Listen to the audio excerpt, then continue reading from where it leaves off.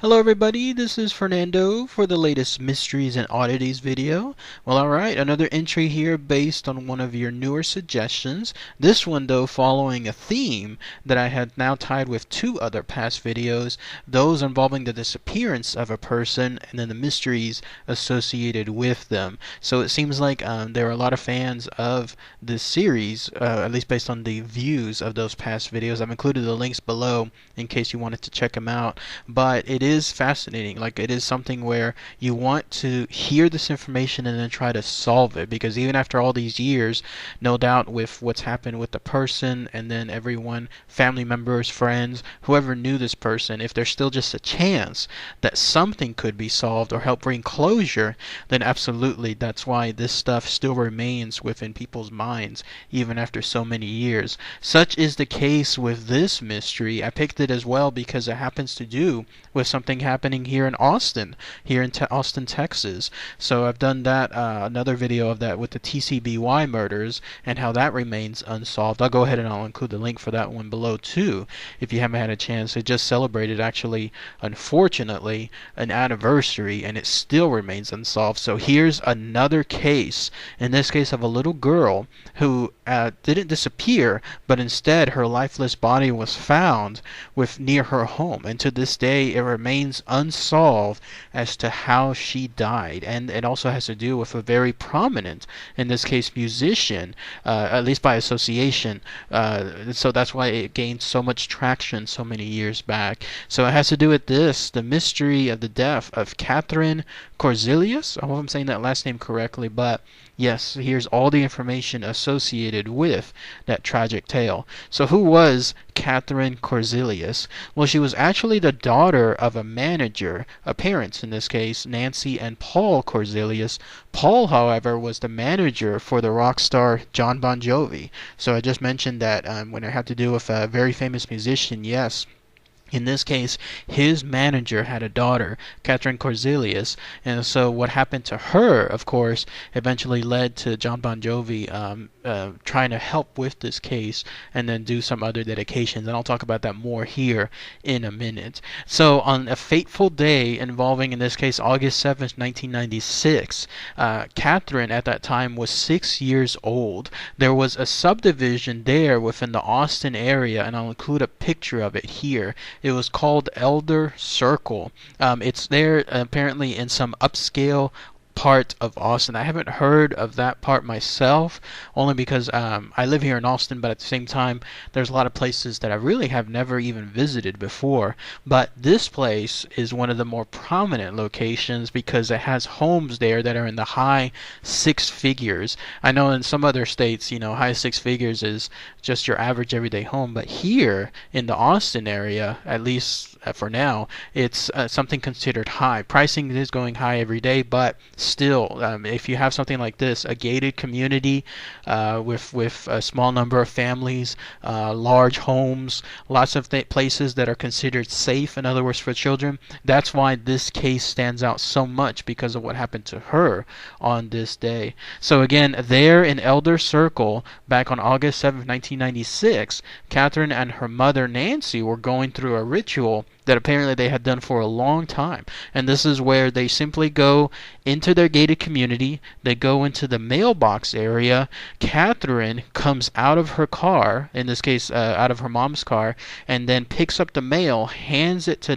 Nancy, and then Katherine walks home directly following a pathway while the mother drives. Apparently this was done because Katherine wanted to showcase that she was like a big girl, like she was someone that could do more responsibilities, and it seemed like her mother Nancy was also someone that placated to it because she wanted to, I guess, appease her daughter and make her happy at the same time. And it was just considered a safe routine. They've done this so many times before. Why change it, in other words? So on this particular day, it was nice and sunny. It was bright. I mean, there was nothing indicating that anything could be bad within that day. In fact, the way that Nancy was stating it was a quiet day, just like any other, except it was exceptionally quiet. it that particular day. So once the mail was obtained, then they went their route. In this case, the mother drove over to her home, and then the daughter started just walking as she normally would.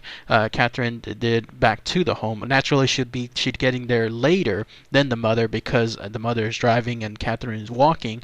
But it's a short distance. It's about a quarter of a mile, so there shouldn't be too much of a time. Maybe give or take 10 minutes at most with regards to her reaching the home. So when the mother got home and then she started unpacking some things, cut to about 30 minutes later, and then that's when they noticed that Katherine never made it home. Katherine was nowhere around. Clearly she should have been there by now, but she wasn't. So the brother, I think it was the guy, a boy named Chris, that's when they started to then see what occurred. They checked around the area just for a short time period, especially the home, because maybe they thought, okay, Katherine was there, but she snuck into the home behind them and then just didn't tell them. But no, doing that cursory glance, they saw that she's not there at all. So they finally got in the car and then they started driving next door to their neighbors. This was at a time too where in that area it seemed like the homes were rather spaced apart from each other. Now in the Austin area, it's impossible to find that. I mean, homes are everywhere. There practically is no spot without a home next to each other, like literally feet away. But during that time, it was a little different. So they drove to the next home, checked with their neighbors. Nobody saw anything there either. A boy came out, I guess someone that knew Katherine, because they were trying to see if maybe she was with him. But no, he stated that no, that there was nothing in terms of her or him encountering her at that time. So then they widened their search. They checked around certain areas. They went, I think, to a vacant lot nearby the area, but they didn't see anything there. And then they went to another area, a little bit, in this case, further north, at least from their direction. This would be completely opposite of the home and even further from the mailbox area that Katherine originated from. And lo and behold, that's where unfortunately they saw her there. They saw her body lying right there on the street. Here's how Nancy described it, in fact, whenever she found her. She said, "I could tell that she was unconscious, but she was breathing. I know it was too hot to leave her on the pavement. I know that it's never a good idea to move somebody if you don't know what their injuries are, but I just couldn't leave her there. And I think having driven her to the emergency before, knowing the way very well, I felt confident that it was able to drive that drive." So they found her there, essentially just lying on the ground, but it was done in a very peculiar manner. In fact, Nancy was able to describe things afterward that it seems like she was placed specifically on the ground deliberately. Like, here's her words exactly. She said her hair was smoothed down, her shirt was straight, her shorts were straight, her toes were pointed straight, her sandals were on. I know someone moved her, and I know someone laid her there for me to find. In other words, it's not as if like she was suddenly falling off somewhere and then perfectly landed in a position as unnatural as it looked like, with her everything being straight, smoothed down, feet pointing upwards, whatever is the case. No, to them it seemed like it was somebody placed her there. Either way, though, but at that point they were the worst. I mean, that was besides the point. They were trying to make sure that she was all right. So they took her to, in this case, the Seton Hospital. And when they were there, unfortunately, things were too late. She was breathing, but nothing else was really happening. In fact, she was already considered brain dead somewhere along the way. They kept her on some kind of ventilator just to make sure that her body was breathing, but otherwise her brain itself, it was not cooperating. It was just gone at that point. So eventually, later on that night, they decided, I guess, to do something, either pull the plug or she just died outright. But it was somewhere around 11:30 that night that's when she ended up dying. In fact, it was to the point where the father, again the manager I was mentioning earlier of John Bon Jovi, in this case Paul, he was in New York at that very same day. So he was away when all this occurred. He was able to get a private chartered plane to bring him home that night.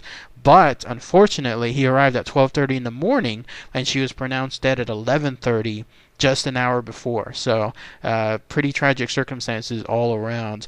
Now, going back as to what occurred to Katherine, here's where all the mysteries come about, and why people still, to this very day, over 20 years old, try to find out, what occurred. Number one, the biggest theory, and the one that I seem to also agree with, is the fact that it was something involving a car, but most likely where she was thrown from a car, or fell out of a car, or something along the lines was jumped from a car itself. So either A, thrown from a car, fell off a car, or jumped from a car. Something happened where she was, from one point, in this case, of that elder circle, going from the mailbox to her home, where she got into a car, or somebody forcibly put her into a car, and then killed her, or she died from the impact of the fall. That's the one that makes more sense, because there are more things pointing towards that involving this theory. For example, there was the notion that nobody saw anything like happening to her out there. Nobody was able to see any kind of, I guess, stuff that looked out of the ordinary. In fact, the going theory was that it involved either someone hiding in the vacant lot, in this case somebody that was just waiting for the opportune time period to strike, or in other cases somebody within the actual neighborhood itself, somebody that was, let's say, driving around. Helper is another theory, or somebody that was just within the neighborhood waiting for the right moment. They in turn saw it, and then they abducted, in this case, Katherine, but because they weren't able to hold on to her, or she forcibly moved out of the car, either way she was able to escape or fall out, but with tragic circumstances, like either striking her head really hard on the ground or something else different, but she was comatose after that period. And so this person panicked, and whoever that was then drove her to the far end of the neighborhood there in Elder Circle, and then dumped her body there. Try to make sure, I guess, that she could be found, but at the same time that they weren't involved with her. She did not, in other words, find her way herself there. That's another theory that I agree with too. Like, to give you that example, I'll go back to this picture. In order for Katherine to have been found in that area, and let's say she did it herself, she would have to have gone around almost the entire circle, and that was a long distance, by herself, but nobody saw her. There was, at that time period, in the afternoon, there should have been children out, there should have been it's a gated community, so anybody that was mysterious, or anybody that was, stranger danger type stuff, people would have seen that out there within Elder Circle, but nobody did. Especially when it comes to Katherine, in this case, wandering around an area that she normally wouldn't be. So that's the going theory, that somebody abducted her, killed her, or she was killed from having been thrown out of the car or falling off of the car, and then that's when they in turn drove her to that area and then left afterward. Another theory, but one that is far less in this case, as far as what happened to her, is that she was hit and run. And the reasoning for this is because it comes from the medical examiner, in this case a gentleman by the name of Mr. Bavardo. He was the one that examined her body, trying to see exactly what occurred, and he stated, and these are his words, the injuries that Katherine sustained could have been the result of either jumping from a moving vehicle, being thrown from a moving vehicle, or falling from a moving vehicle. The type of injuries that we expect in these circumstances would have been the same. Nowhere did he state anything as far as it being a hit and run. Also, if it was a hit and run, there would have been far more damage to her body. I mean, when these type of things happen, I read these stories every now and then here in Austin. Somebody that is hit and run, there is substantial damage to the body, broken bones, dislocated stuff. I mean, it's brutal, the stuff that happens whenever a moving car hits a body. But in this case, nothing like that really was associated with Katherine. So that's why it goes back to that other theory. And then there's other theories as well, but this is far stuff. So much so that it's unprovable completely. But it's the case that maybe Katherine was a victim of her own play. In this case, herself jumping on the back of her mother's car after she was driving home. Like, let's say Katherine gave the mother the mail, the mother in this case started driving away, and then Katherine, being a little playful, decided to jump on the back of her mother's car, kind of like as a surprise peekaboo type stuff. But the problem with that theory is and everyone points this out, and it's true. It's truly true. I mean, it's very hot in Texas during the summertime. This was August 7th, prime time summertime. So the way that the car looked like in the back, apparently there was only one place for Katherine to hold on to, and it was so hot outside that she wouldn't have been able to hold on to it for too long, because the metal, I mean, it just would have been so hot, she would have been able to just grasp it for a couple of seconds, and then that's it. Also, apparently Katherine was suffering from some kind of injury on one of her arms. She had some stint within her arm as well, so her being able to hold on to it also wouldn't have worked. And then also the way the car looked like, and then the angle for her to hold on to, the mother should have seen, or would have seen immediately, someone hanging onto the back of the car, because clearly through like the rear view mirror, especially the window, the back window, they would have seen her directly there. But nothing like that occurred. And again, if people were outside at that time,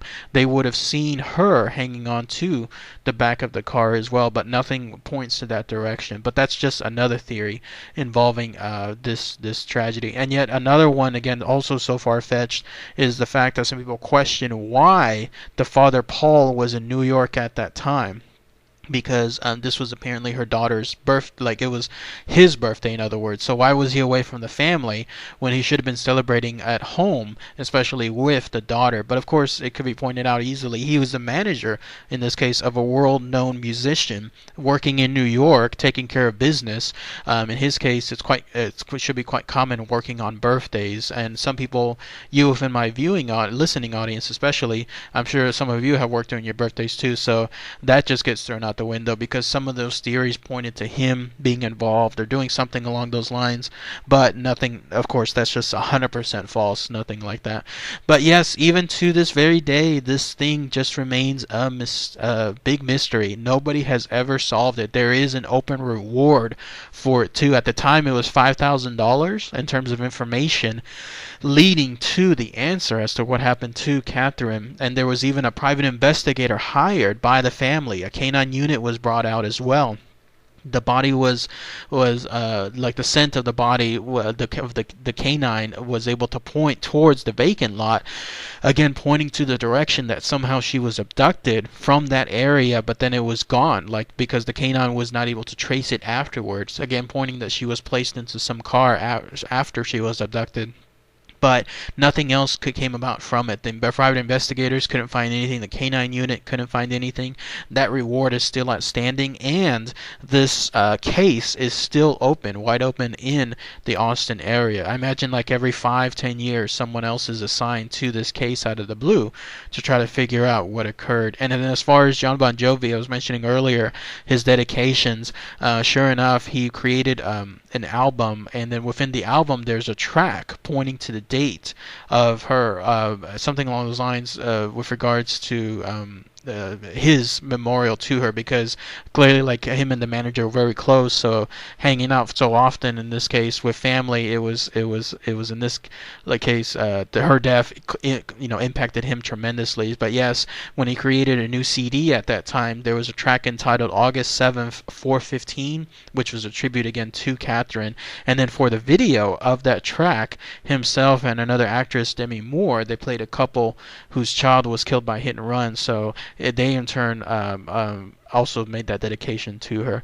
But that's it. It still remained a mystery. Nothing else in terms of the answers to what happened to Katherine. But if anyone has any more info, anything else that they might have missed that would be good to share, please post those comments below. Who knows? There may be something that would answer this sometime in the future. I was just reading the other day, there was an article, 30-year-old murder mystery, and it was now solved. There was DNA finally tied to, in this case, the murder suspect. So in this, there's always hope that something could be found in terms of what happened to Katherine. So, all right, everybody, thanks again as always. Take care.